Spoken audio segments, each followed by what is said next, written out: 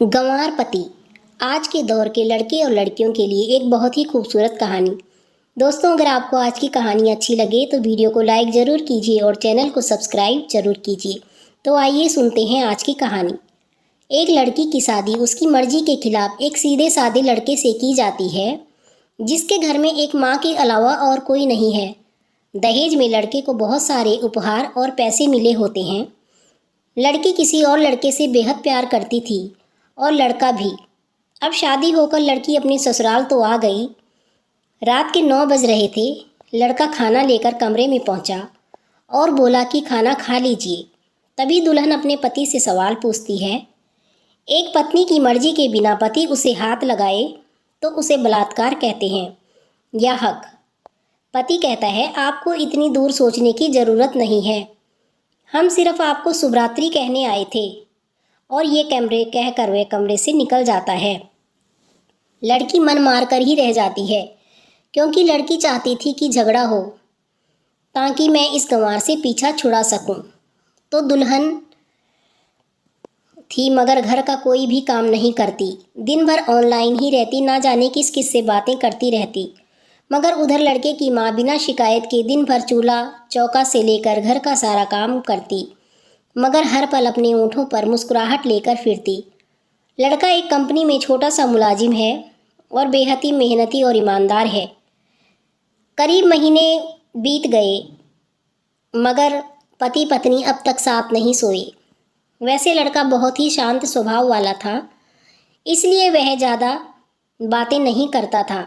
बस खाने के वक्त अपनी पत्नी से पूछ लेता था कि कहाँ खाओगी, अपने कमरे में या हमारे साथ।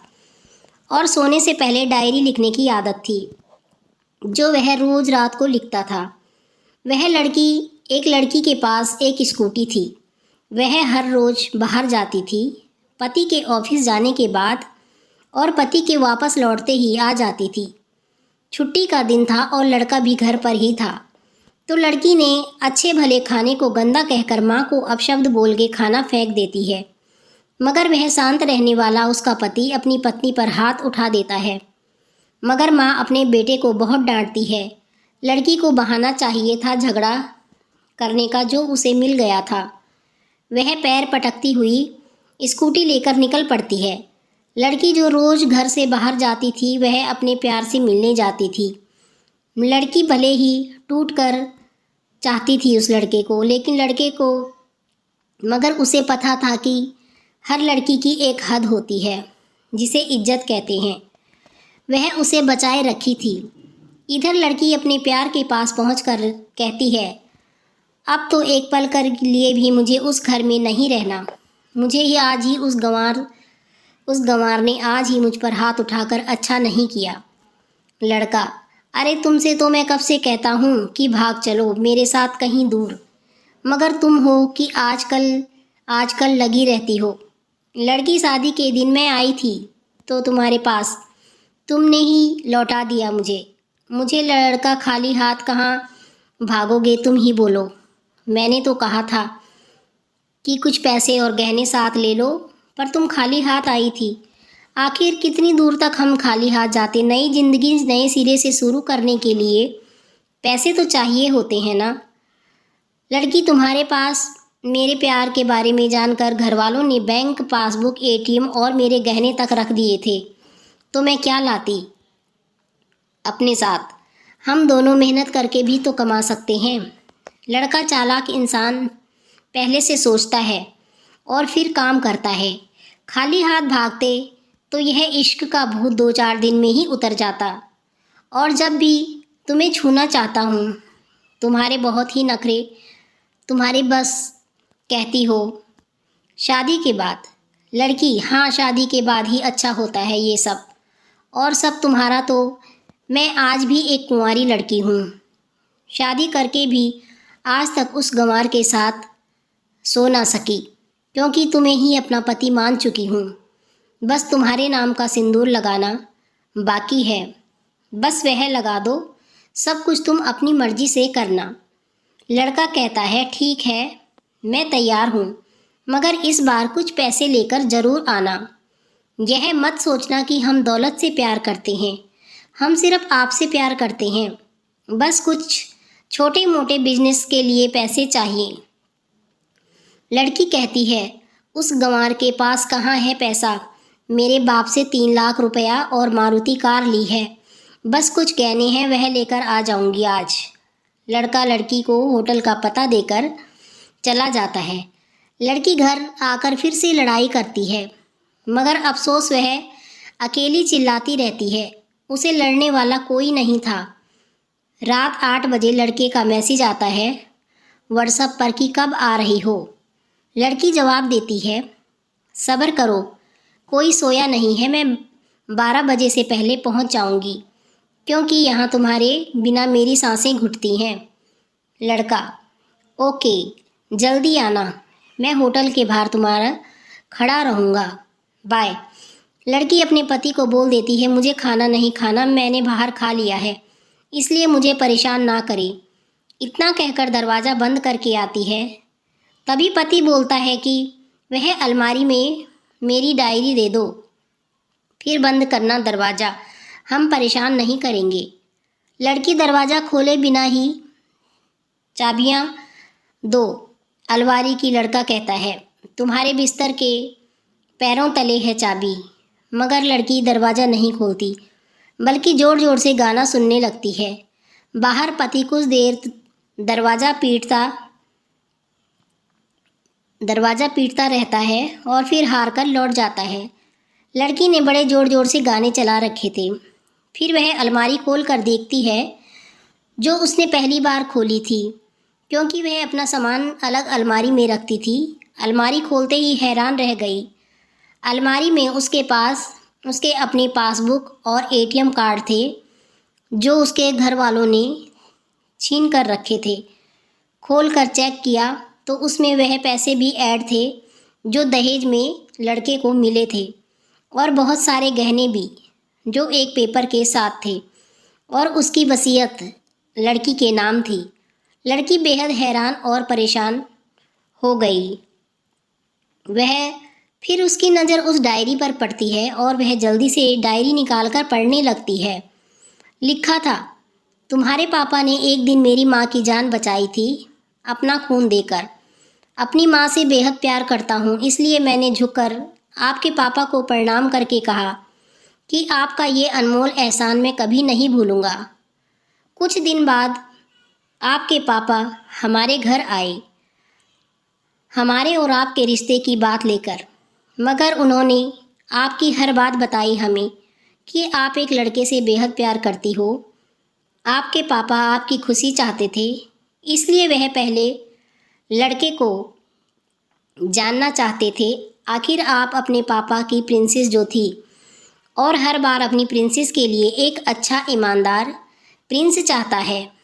आपके पापा ने खोज करके पता लगाया कि वह लड़का बहुत सी लड़कियों को धोखा दे चुका है और पहली शादी भी हो चुकी है, पर आपको बता न सके, क्योंकि उन्हें पता था कि यह जो इश्क का नशा है, वह हमेशा अपनों को गैर और गैरों को अपना समझता है।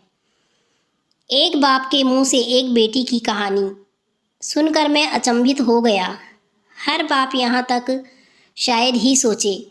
मुझे यकीन हो गया था कि एक दिन अच्छा पति होने का सम्मान मिले या ना मिले, मगर एक अच्छा दामाद होने की इज्जत मैं हमेशा पा सकता हूँ। मुझे दहेज में मिले सारे पैसे मैंने तुम्हारे अकाउंट में कर दिए हैं, और तुम्हारी घर में मिली गाड़ी आज तक तुम्हारे घर पर ही है, जो मैंने इसलिए भेजी ताकि जब तुम्हें मुझसे प्यार हो जाए तो साथ चलेंगे कहीं दूर घूमने। दहेज के नाम से मुझे नफ़रत है, क्योंकि मैंने इस दहेज में अपनी बहन और बाप को खोया है। मेरे बाप के अंतिम शब्द भी यही थे कि किसी की बेटी के बाप से 1 रुपया ना लेना, मर्द हो कमा कर खिलाना, तुम आज़ाद हो, कहीं भी जा सकती हो।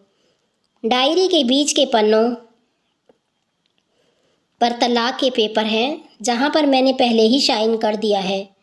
जब तुम्हें लगे अब इस गंवार के साथ नहीं रहना है, तो साइन करके कहीं भी अपनी सारी चीज़ें लेकर जा सकती हो।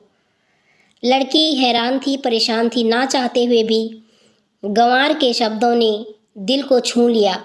ना चाहते हुए भी गंवार के अनदेखे प्यार को महसूस कर पलकें नम हो गई।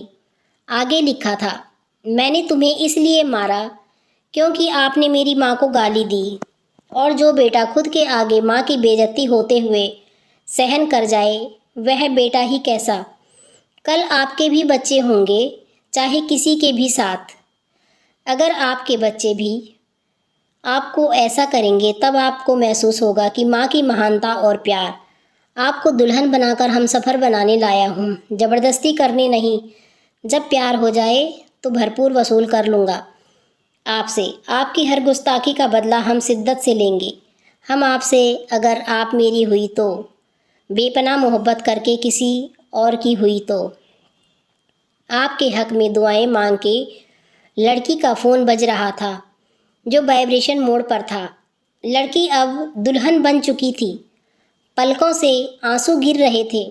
सिसकते हुए मोबाइल से पहले सिम निकाल के तोड़ा, फिर सारा सामान जैसा था वैसे रखने के बाद जाने कब सो गई पता नहीं चला। सुबह देर से जागी तब तक गंवार ऑफिस जा चुका था। पहले नहा धोकर साड़ी पहनी, लंबी सी सिंदूर लगाई, अपनी मांग में फिर मंगलसूत्र, जबकि पहले एक टिकी जैसी साइड पे सिंदूर लगाती थी ताकि कोई लड़का ध्यान ना दे। मगर आज 1 किलोमीटर से भी दिखाई दी लंबी चौड़ी गाड़ी सिंदूर से दुल्हन ने। फिर किचन में जाके सासू माँ को ज़बरदस्ती कमरे में लेकर तैयार होने को कहती है और अपने गंवार पति के लिए थोड़ी नमकीन, थोड़ा हलवा और थोड़ी चाय बनाकर अपनी स्कूटी पर सासू माँ को ज़बरदस्ती बिठाकर, जबकि सासू माँ को कुछ पता नहीं था कि बहू उनको आज कहाँ ले जा रही है, बस बैठ जाती है। रास्ते में सासू माँ के पति के ऑफिस का रास्ता पहुंचकर ऑफिस पहुंच जाती है। पति हैरान रह जाता है कि पत्नी को इस हालत में देखकर। पति कहता है, सब ठीक तो है ना माँ? मगर माँ बोलती है उससे पहले पत्नी गले लगकर बोलती है कि अब सब ठीक है, I love you for ever. Office के सभी लोग खड़े हो जाते हैं तो दुल्हन कहती थी कि मैं इनकी धर्मपत्नी हूँ, बनवास गई थी, सुबह लौटी हूँ। अब 1 महीने तक मेरे पति ऑफिस में नहीं दिखाई देंगे क्योंकि हम लंबी छुट्टी पर जा रहे हैं। साथ सास पति पागल कहता है, पागल हो, दुल्हनिया कहती है, पागल आपकी सादगी और भोलेपन ने बनाया है।